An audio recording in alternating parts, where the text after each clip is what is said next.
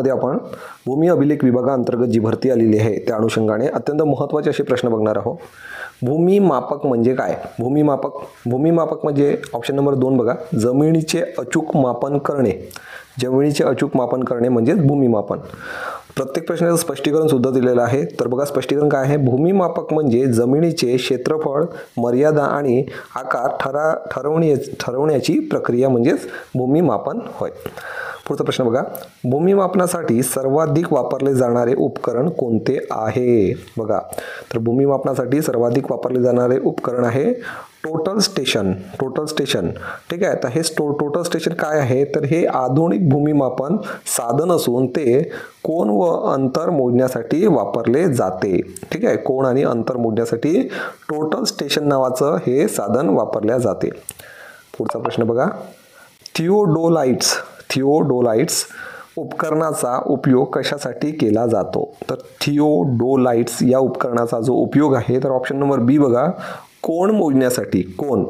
थिओडोलाइट्सचा वापर जो आहे क्षितिज व उभे कोन मोजण्यासाठी होत असतो।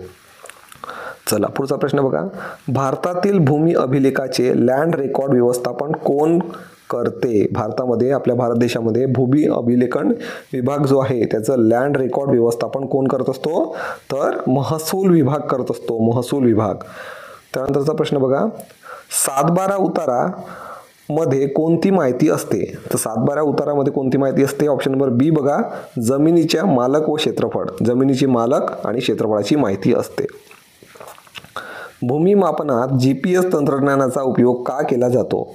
तर भूमिमापनामध्ये GPS तंत्रज्ञानाचा उपयोग जो आहे ऑप्शन नंबर बी बघा, अचूक स्थान व क्षेत्र मोजण्यासाठी जो आहे तो उपयोग केला जात असतो GPSचा। मोजपट्टी चेनची लांबी किती असते? जी मोजपट्टी असते त्या चेनची लांबी किती असते? 30 मीटर असते। सर्वेक्षणाचा मुख्य उद्देश काय आहे? सर्वेक्षणाचा मुख्य उद्देश ऑप्शन नंबर बी बघा, जमिनीची क्षेत्रफळ, सीमा व उंची ठरविणे हा सर्वेक्षणाचा मुख्य उद्देश आहे। प्रश्न 9 बघा, भूमिमापनकाराला कोणत्या गणिताचा चांगला अभ्यास असावा? जे भूमिमापनकार आहे त्यांना कोणत्या गणिताचा अभ्यास चांगला असावा? तर त्रिकोणमितीच्या आधारे कोन, अंतर आणि उंची मोजल्या जात असते। 10वा प्रश्न बघा, नकाशा तयार करण्याच्या प्रक्रियेला काय म्हणतात? तर नकाशा जो आहे तो तयार करण्याच्या प्रक्रियेला नकाशांक असं म्हणतात। GPS मध्ये किती उपग्रहाचा वापर केला जातो? तर GPS मध्ये एकूण 24 उपग्रहावर आधारित असतो। GPS जो असतो एकूण 24 उपग्रहावर आधारित असतो आणि 24 उपग्रहाचा वापर केला जातो। डिजिटल सर्वेक्षणाचा मुख्य फायदा कोणता?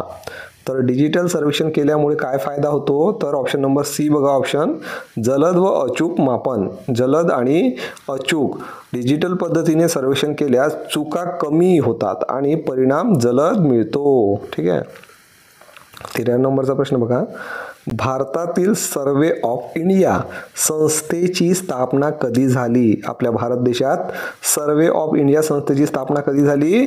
तर याचं योग्य आन्सर आहे 1767। ठीक आहे, 1767 मध्ये भारतामध्ये जे आहे सर्वे ऑफ इंडियाची स्थापना झालेली आहे। हे अशाच प्रकारचे सर्व प्रश्न तुम्हाला PDF स्वरूपात पाहिजे असेल तर आपला टेलिग्राम ग्रुप आहे, या व्हिडिओच्या खाली लिंक मिळेल, त्या लिंकमध्ये जा, तिथे टेलिग्राम ग्रुप आहे त्याला जॉईन करा। त्यामध्ये तुम्हाला सर्व PDF मिळून जाईल, जेणेकरून तुम्हाला वाचता येईल आणि अभ्यास करता येईल। उंची मोजण्यासाठी कोणते उपकरण वापरले जाते? तर उंची मोजण्यासाठी लेवलिंग इन्स्ट्रुमेंट हा वापरला जात असतो। ठीक आहे, त्यानंतरचा प्रश्न बघा, बेंचमार्क म्हणजे काय? तर बेंचमार्क म्हणजेच स्थिर बिंदू ज्याची उंची ज्ञात असते त्याला बेंचमार्क असं म्हणतात। ठीक आहे, तर अशाच प्रकारचे आपण प्रश्न घेत चालणार आहोत पुढे सुद्धा। आणखी नवीन प्रश्नासाठी तुम्ही सोबत राहा, व्हिडिओ सोबत राहा। चॅनलवर नवीन असाल चॅनलला लगेच सबस्क्राईब करून घ्या। व्हिडिओ आवडला असेल तर लाईक करा आणि तुम्हाला याचं PDF वगैरे पाहिजे असेल तर सर्व PDFs वगैरे आपल्या टेलिग्राम चॅनलवर मिळून जातील। टेलिग्राम चॅनलला जॉईन करा।